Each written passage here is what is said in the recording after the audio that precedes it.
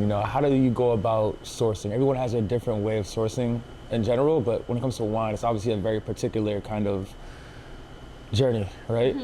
So how do you go about that? Well, so the original iteration of Spoke was one of the first natural wine bars set up in Boston. And it was the first woman-owned wine bar in Boston, and we really wanted to keep some of those things at the forefront.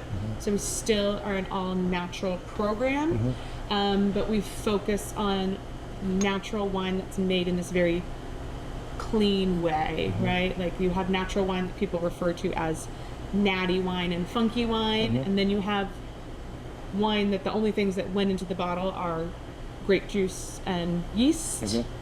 But it's a beautiful product to drink.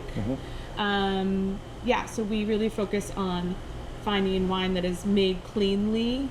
And when we try to source from lots of women, we try to source from small vineyards, we try to source from the LGBTQ communities. For June, we will donate 100% of profits from all beverages made by LGBT community to the Mass Trans Political Coalition. Amazing. And so it's about like both creating relationships with the producers and then trying to figure out good ways to translate that to the community here.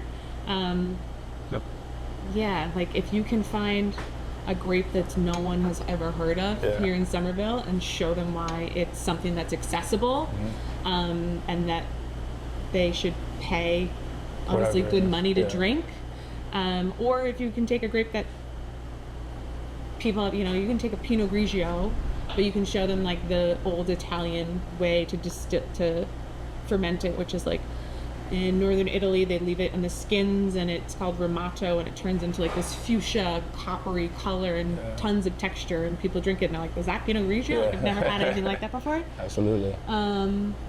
Yeah, and trying to keep in mind like all of our food and the different flavors. So yeah, we work with the staff to learn how to pair wine with like lateral pairings or contrasting pairings, having something that's high fat with high fat or something that's high acid and high fat. Yeah, but it's just all about getting to like know the product inside and out, and like trusting.